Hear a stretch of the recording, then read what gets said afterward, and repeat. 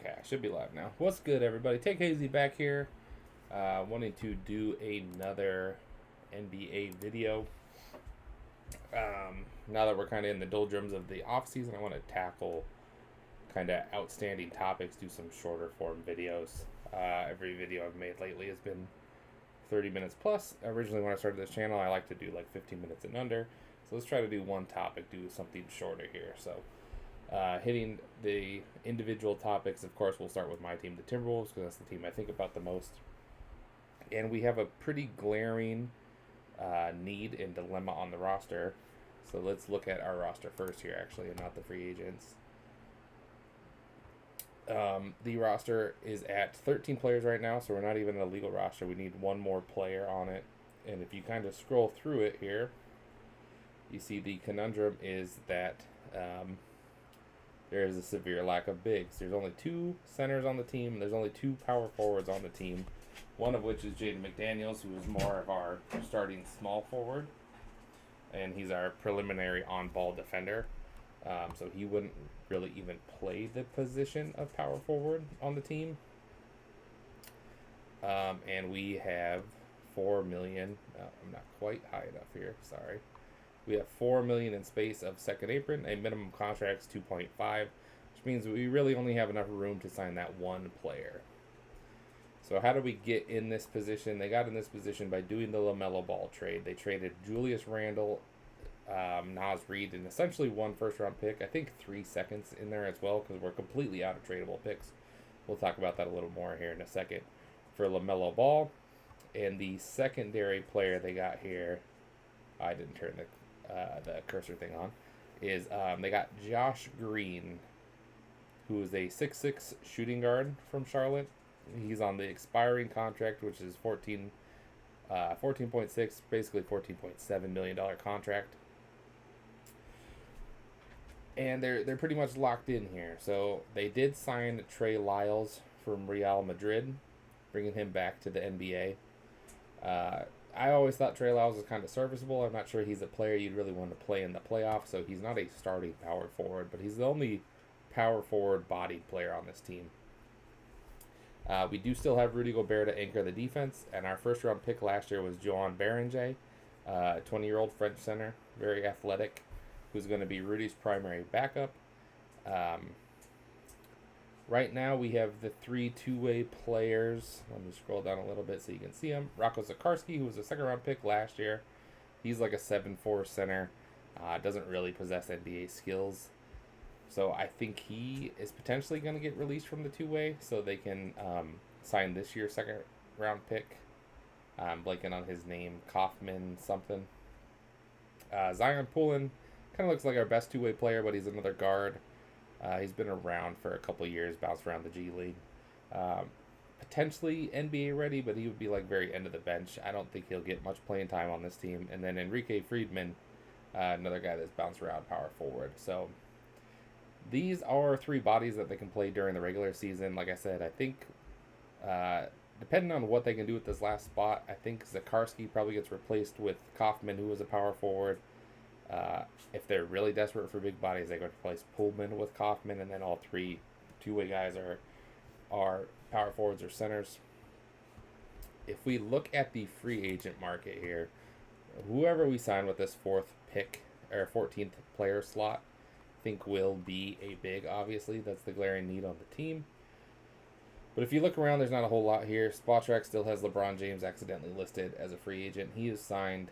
Kuminga is the top prize, but it seems like a lot of teams are still angling for him. Not quite 24 years old, former lottery pick. He's shown flashes like a 20-point game scorer. Doesn't really seem like a winning player,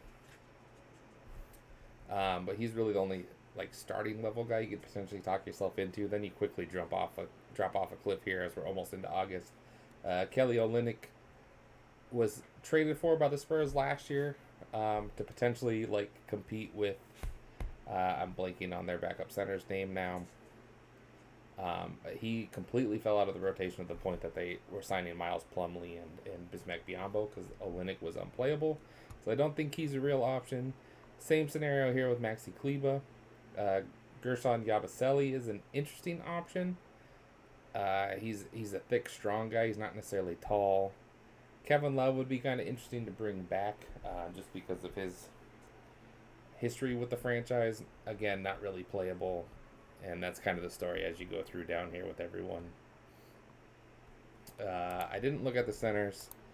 You more so need. It doesn't even want to let me open it here. More so need the power forward than the center. Um, Nick Richards is an interesting option. Again, young player. He'd be more of like an emergency guy. Can't really play the four. Eubanks, I think, can shoot threes a little bit. Same with Xavier Tillman. Those could be interesting options. But again, these are kind of end of the bench guys. They're not going to solve the power forward starting position. So going back to the roster, the question then becomes, what do you do with the Josh Green contract? How do you leverage that into power forward? Or how much do you really need power forward? So the Timberwolves traded every tradable pick they had for LaMelo Ball. So they have, right now, the only tradable assets they have is a fake second round pick. It's like a top 50 or top 55 protected second round pick from Memphis. Memphis is fully in the rebuild. It's a couple years out, but essentially Memphis would have to be a top 5 team for that pick to convey, which means otherwise it expires and it's nothing. And then they have the draft rights of 2 retired, like 38-year-old Europeans. So again, that's nothing. So they really have no tradable assets. So in a Josh Green trade, your options are trading Josh Green straight up or sweetening Josh Green with including Dante DiVincenzo or potentially Terrence Shannon. And again, it's like someone would really have to value Terrence Shannon or really have to value Dante DiVincenzo coming off an Achilles tear. I don't think we are keen on trading Dante by the fact he's still on the team. I think they truly believe he's going to come back in like April. They did win best medical staff in the league last year. They're very confident in their medical staff. It's had a pretty good track record here the last few years. I think on average we're kind of less injured than most teams. And we saw Tatum come back, and DiVincenzo is not the player that Tatum is, but I think he's kind of got that like same hunger and drive as Tatum, just not with the talent. So he followed all the kind of same steps that Tatum did to go from an Achilles tear to back the next season. So they're fully expecting him back. He also, I think, advanced statistic-wise, I think was like our best player last year. So I think they're very keen to extend him. If they trade him away, he's gone because you lose those bird rights, and he's going to command more than the mid-level exception. And even if he doesn't, I don't think we're going to have the mid-level exception open. So I think that is the reason they're hanging on to DiVincenzo. Is really the only way to keep him next year going forward is if they have the bird rights. So when you look at the roster, you're essentially talking about starting LaMelo, Rudy, and 3 wings, 2 of which would be Ant and Jaden, obviously. So one of the benefits is you don't have a power forward sized person in terms of like skill set and strength, but you can kind of mismatch them together. Jaden's 7 feet tall. LaMelo Ball is your point guard at 6'7". Ant is one of the strongest players in the league. Ayo Dosunmu has got a larger than average guard size. Josh Green and Jalen Clark, I think, are on the average to above average wingspan, and Terrence Shannon for small forwards. So they would be below average power forward wingspans, but arguable to put in that spot. So I think that is kind of the approach the team is taking, is they're going, we don't need a power forward. We're just going to play 3 wings, a point guard, which is with LaMelo is kind of like a 4th wing. So essentially like 4 wings and Rudy, which I think does make sense. Especially when you kind of look around the league. It feels like 2 bigs are back in style, but really there's not a lot of teams. So I kind of went through the league here a week or so ago. And these are the teams that are really going to eat you up, I think, with 2 big lineups. When that second big doesn't exist. You have Cleveland, obviously, with Jared Allen and Evan Mobley. I think they're kind of the biggest team with the biggest like top 2 that you'd really be afraid of. I think in The West, obviously, OKC has Chet Holmgren as the power forward and Hartenstein. OKC has just been a problem for Minnesota kind of in general, but that's a real potential mismatch. Although Chet is not like an overpowering power forward, he's more of a spacing power forward.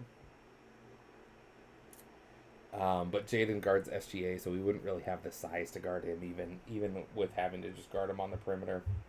Houston, I think, is the team that could potentially really eat us up, because they have Şengün. They like to play Şengün more at like power forward, and they just have a lot of big guys. They got Durant, they got Tari Eason, they got Steven Adams, they got Clint Capella, they got Jabari Smith. So they're kind of gonna always have 2, 3, sometimes even 4 bigs out there. So that's the team that is really gonna give you trouble. And then Utah with Jaren Jackson and Lauri Markkanen. Again, none of those guys are really bruising, but they are really big. And then Dallas has a lot of bigs as well. Daniel Gafford, PJ Washington. Cooper Flagg is kind of more power forward sized. And then the other team in the West, sort of, is New Orleans. And now I'm blanking on who New Orleans' starting center even is. But Zion is obviously a bowling ball. Derek Queen is power forward. Yves Missi I still really like. Gosh, I am drawing a complete blank on who their starter is now. But really, a lot of the more 2 big teams are out east. Obviously, Miami now with Giannis and Bam are 2 big lineup. Washington with Alex Sarr and Anthony Davis. Orlando with Paulo Banchero and whichever center they're starting, whether that's Goga Batazia or Wendell Carter. Brooklyn, where we traded Julius Randle to, will start Jaron Sharp and Julius. And then I put Indiana kind of with Zubac and Siakam. As much of a veteran as Siakam is, I'm not super familiar with his game still. But he's not really under the basket kind of guy. I don't think he's really going to bully you around. But we wouldn't be able to match up with him regardless of what his playing style is. Detroit with Duren, assuming they keep Duren. I have a hard time imagining they don't have Duren next year. And then John Collins, kind of similar to Siakam, I think, playing style-wise. Obviously not nearly as good. But a bigger body, but not a guy that's really going to punish you. And then Memphis, obviously, right now has like 15 power forwards. So Memphis is a good transition into the potential trade market. I think I got everyone there. Because if we look at kind of where the league is at, so you can carry up to 21 players, including your 3 two-ways in the offseason. You really don't have to cut down to 15 players plus 3 two-ways until like October. So the teams can carry a lot of guys. And Memphis is the team that I think you naturally gravitate towards here. So looking at the lineup, I got to scroll up a little bit here. Charlotte is at 18 bodies. This is counting two-ways.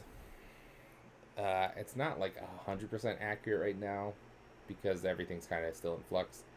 Charlotte's at 18 players, but you can't trade Josh Green back to Charlotte, so we have to eliminate them. Memphis at 18 players. We'll look at them as a potential trade. Atlanta's hovering at 17, but Atlanta's only $4 million away from the first apron, so they have limited flexibility.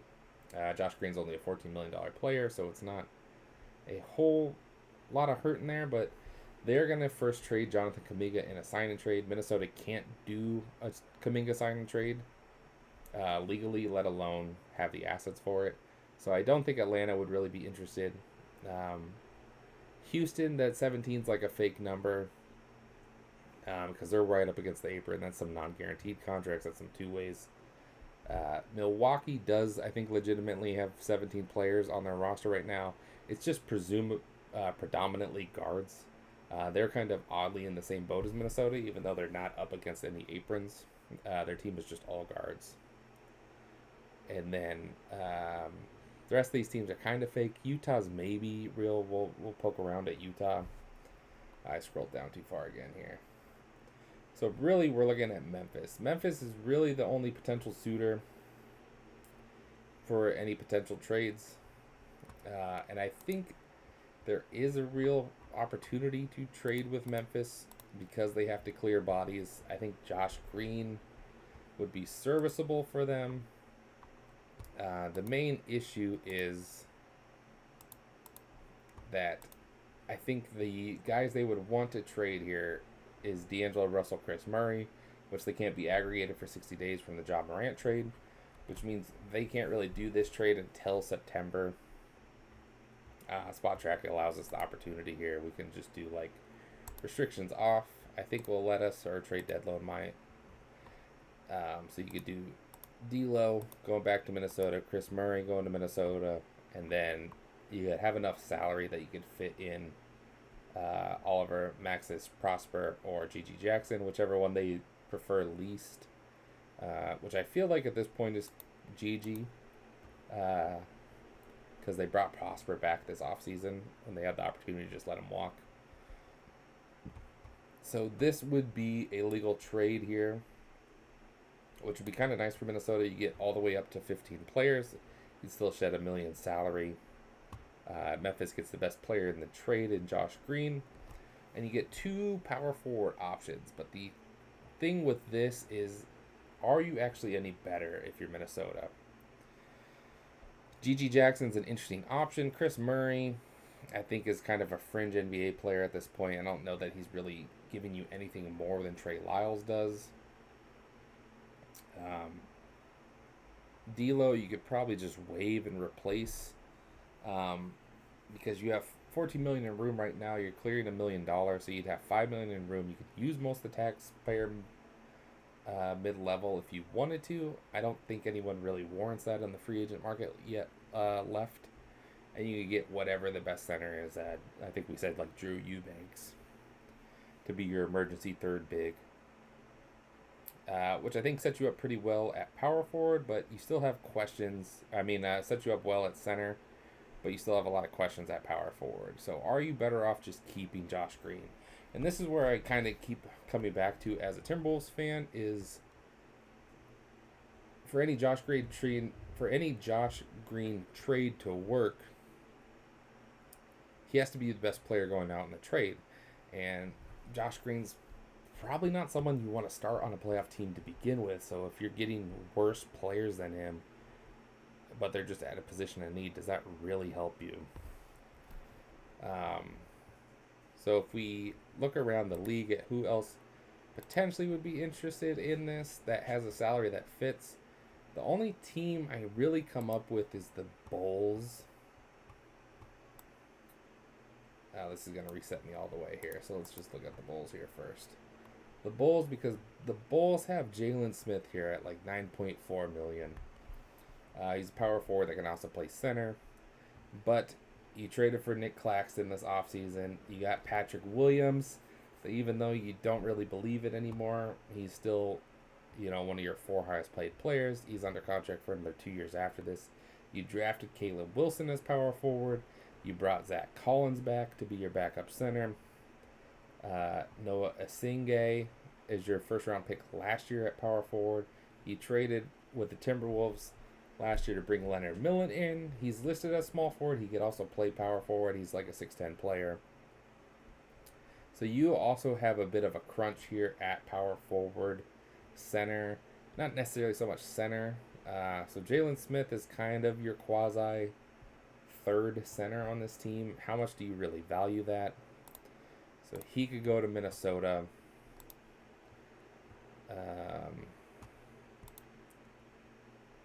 I kept the rest of this trade the same.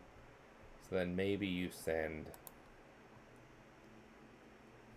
let's say, so you would have to send these 2 guys to Chicago instead to make the money work. And then you could even throw in a second player here to Minnesota if you're Memphis to keep eliminating that roster crunch. Now Memphis is at the point where they're at least lowering salary now and getting out of this roster crunch that they're in.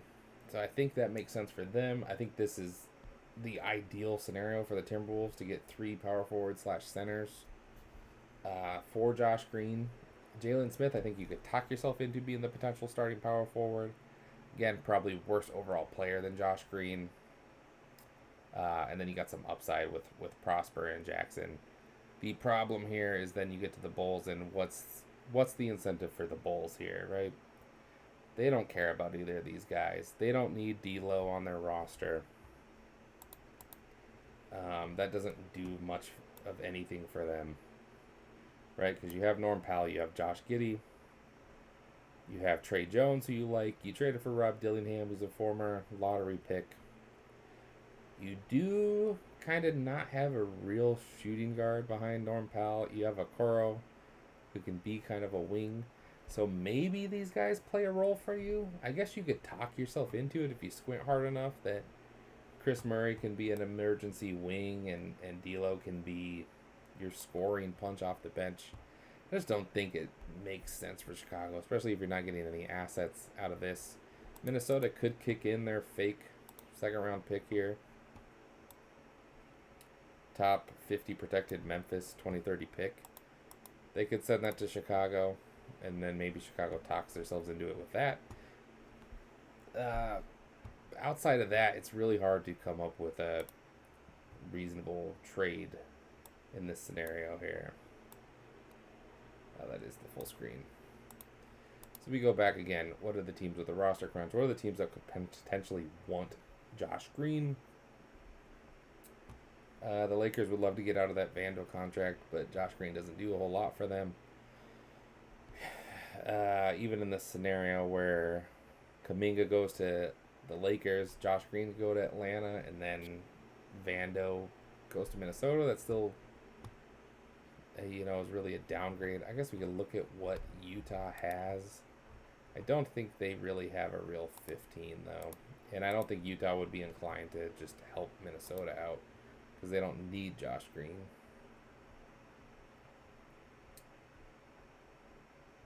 Yeah, they don't really have the players you would be looking at anyway.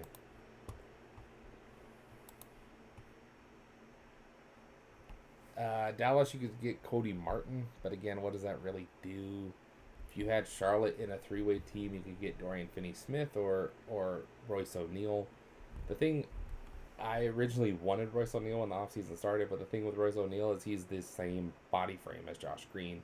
He's just listed at power forward instead of shooting guard. So does that actually really help you? And then you kind of go on and around the league, and I just don't think there's any real power forward bodied guys that teams are really desperate to get off of unless they're on a bad contract. And if they're on a bad contract, how much interest does Minnesota have? So I think they are just going to roll with this. I don't think they're going to get a real power forward. If something falls in their lap, or you get close to the trade deadline, they might look into it a little more. But you also potentially just get someone in the buyout market. Trey Lyles' contract is only partially guaranteed, so you could waive him, and then get that buyout guy later in the year. And I just think that's the game plan. So, in the modern NBA, you still can kind of get away with being small. It's risky because there's just not a lot of big body guys, but I think the idea is like Josh Green, Jalen Clark, Terrence Shannon can be your run-of-the-mill power forward. Trey Lyles can match up against like the really big guys. Like if you need someone to put on like a Chet Holmgren or a Julius Randle, you could play Trey Lyles those minutes. Because in the regular season, you can probably get away with that for the most part. Guys like Zion and Julius Randle, you could also maybe put Ant on just because Ant's the most physical and enduring kind of player on the team. Josh Green's got a little bit of thickness to him. Ayo DeSumo's got a little bit of dog in him. Same with Jalen Clark. And I think the real idea is there's just not a lot of teams that both have a two big lineup and two bigs that can punish you on offense. And if you're spacing them out on defense, they're out of the paint anyway. The real problem is going to be rebounding, and that's what we'll see if they really have an answer for. But McDaniels showed real flashes of improving as a rebounder. Ant has shown flashes in the past. So that's where the team buy-in is going to need to come from. But yeah, thinking about this for the last couple weeks, I don't think they're trading Josh Green. I think they're just rolling with this roster, and I think they're going to make the league kind of prove that they need a power forward and they can't just play three wings out there. All right, that's going to do it for me, guys.